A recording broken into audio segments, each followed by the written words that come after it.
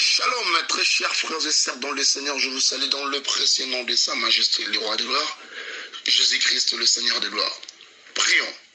Père Céleste, au nom de Jésus-Christ, je te loue, je te glorifie. Merci Seigneur Jésus-Christ, gloire et louange à toi, Saint-Esprit, les communicateurs indispensables de la grâce. Il est écrit dans la parole de l'Éternel, nous prêchons la sagesse de Dieu mystérieux et caché. Sagesse que le chef de ces siècles n'ont jamais connue. Car s'ils eussent connu cela, ils n'auraient pas crucifié le Seigneur de gloire. Mais comme il est écrit, ce sont des choses que l'œil n'a point vues, les choses que les oreilles n'ont jamais entendues, que le Seigneur avait préparées pour ceux qu'il aime. Père, pardonne nos péchés, pardonne nos iniquités, sanctifie-nous en accord avec ta parole dans 1 Thessaloniciens chapitre 5, le verset 23-24. Que le Dieu de paix vous sanctifie le même tout entier, que tout notre être, l'esprit, l'âme et le corps soient conservés irrépréhensibles. Lors de l'avènement de notre Seigneur Jésus-Christ, celui qui nous a appelés est fidèle, celui qui le fera. Père, pardonne nos péchés, pardonne nos iniquités, sanctifie-nous au nom de Jésus. Couvre-nous par ta présence, revêtis-nous et remplis-nous de la puissance d'en haut, ta puissance, par la puissance du Saint-Esprit que nous avons ainsi prié. Amen. Bien-aimés, je viens partager un thème en disant, dans les épreuves, ne réunis pas le Seigneur Jésus-Christ. Je disais, dans les épreuves, ne réunis pas le Seigneur Jésus-Christ.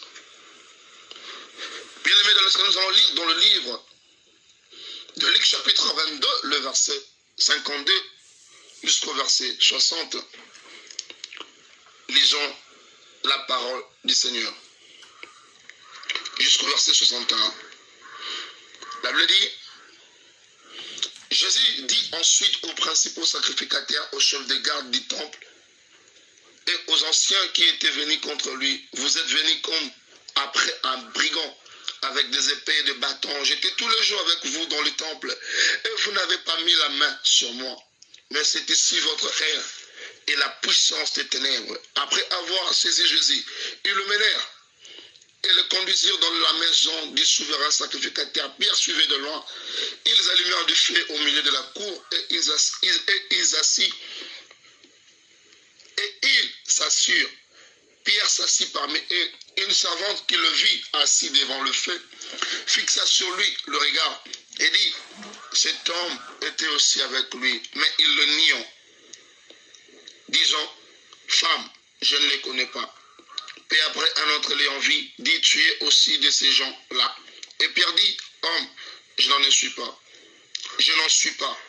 Environ une heure plus tard, un autre insistant en disant, certainement cet homme était aussi avec lui, car il est galiléen.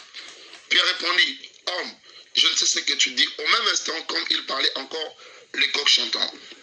Le Seigneur s'est retourné, regarda Pierre, et Pierre se souvint de la parole que le Seigneur lui avait dite, avant que le coq chante, aujourd'hui tu me réuniras 3 fois. Bien-aimé, c'est ça la parole de l'Éternel. Et bien-aimé, ne réunis pas le nom du Seigneur Jésus-Christ. Ne réunis pas le nom de ton maître bien-aimé.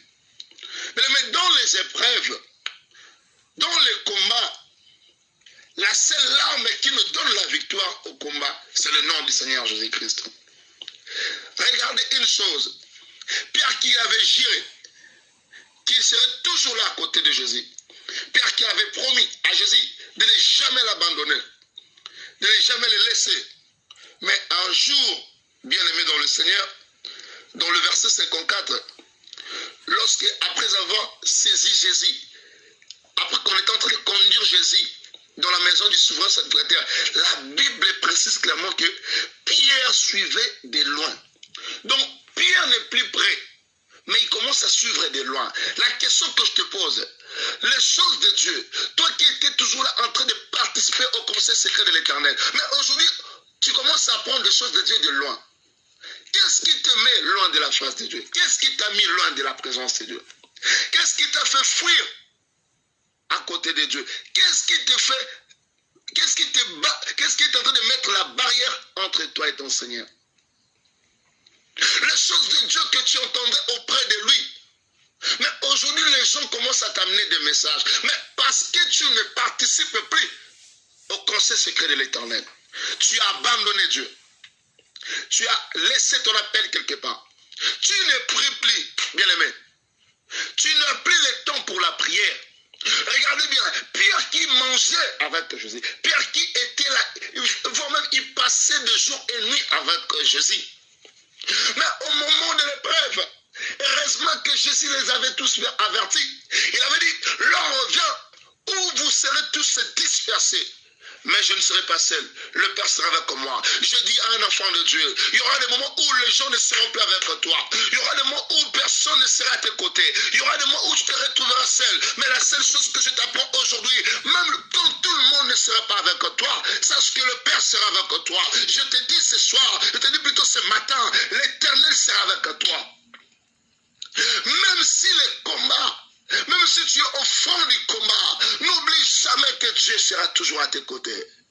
L'homme, même s'il te fait des promesses, l'homme est toujours incapable. Mais je connais quelqu'un, il ne sera jamais incapable. Il a dit dans Nombre, je ne suis pas un homme pour mentir. Je ne suis pas un fils de l'homme pour se repentir. Quand il promet, il réalise. Jésus-Christ est fidèle. Oh, bien-aimé dans le Seigneur, Pierre n'est plus prêt. Il commence à suivre de loin. Lui qui mangeait avec Jésus, lui qui partait partout avec lui. Bien-aimé, souviens-toi de là où Dieu t'a ramassé. Souviens-toi de là où Dieu t'a pris. Souviens-toi de là où Dieu t'a fait sortir pour t'amener où que tu te retrouves en train de m'écouter ce matin. Tu te dis, tu n'as plus le temps parce que le travail te prend du temps. Oh, je n'ai plus assez de temps. Oh, je dois m'apprêter parce que je travaille du jour au soir. Je travaille de nuit. Oh, moi, je n'ai plus vraiment assez de temps pour avoir pour traîner dans la prière. Qui te dit, mais on te demande d'avoir juste le temps pour ton Dieu. Tu n'as plus ce temps. Tu es plus occupé, mais tu oublies où tu as commencé avec Dieu, où tu viens avec Dieu. Tu oublies le moment que tu aimais rester à ses côtés. Le moment où on te disait qu'il est temps, tu disais, laissez-moi chercher la face de mon Dieu. Laissez-moi, il m'a pris de loin. Mais après que la stabilité a fait son introduction, bien aimé, tu as réduit ta vie de prière. Oh my God. Même lorsque tu peux manger du shawarma, même lorsque tu peux manger du McDo, même si tu peux manger quoi que ce soit, j'en sais. Bien aimé, n'oublie pas que tu es dans le combat. Lorsque tu abandonnes la vie de prière, lorsque tu arrêtes de prier, sache une chose, le diable sait combien un cœur qui est passionné de Dieu. Le diable connaît ce que c'est un cœur qui se donne à Dieu. S'il n'arrive pas à arrêter ce cœur, les choses extraordinaires qui n'ont jamais existé dans sa famille aura lieu. Si on combat ta foi, c'est parce qu'on est en train de combattre toute une génération derrière toi qui doit vivre le miracle de Dieu. Si on combat ton appel, c'est parce qu'on est en train de combattre toute une génération qui doit marcher dans la sainte doctrine. Bien-aimé dans le Seigneur, reviens dans le pied du Seigneur. Arrête d'écouter Dieu de loin. Arrête d'écouter de loin. Peu importe ce que tu as fait, le Seigneur Jésus-Christ, il a encore besoin de toi. Si te leva, les calavas si te leva, l'ora si te leva. Milava sobra sonderebo chanderebo. Tu as dit dans ta parole, allez partout dans toute la terre. Faites de toutes les nations les disciples, Père. Voici que tes serviteurs, tes servantes, le diable est en train de persécuter, malgré la persécution, que je ne renie pas ma foi en toi, Père.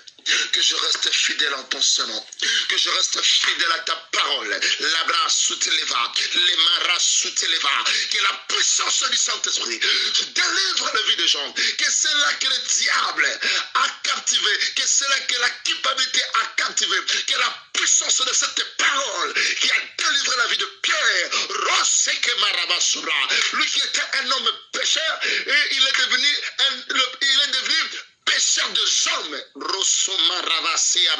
Toi qui avais déjà abandonné ta mission, le Seigneur t'appelle, le Seigneur te localise, le Seigneur te fait appel. Ne perds pas ta passion pour Dieu. Si tu souffres hier, si tu souffres aujourd'hui, mais n'oublie pas, n'abandonne pas ta mission. Car dans ta mission se cache la gloire de l'Éternel. Que le Seigneur vous bénisse. Que le Seigneur soit avec vous.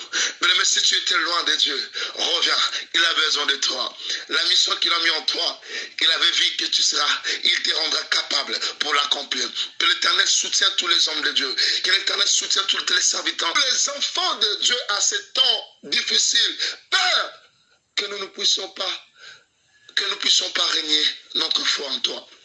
Au nom de Jésus, Saint-Esprit, aide-nous dans le nom de Jésus-Christ. Amen.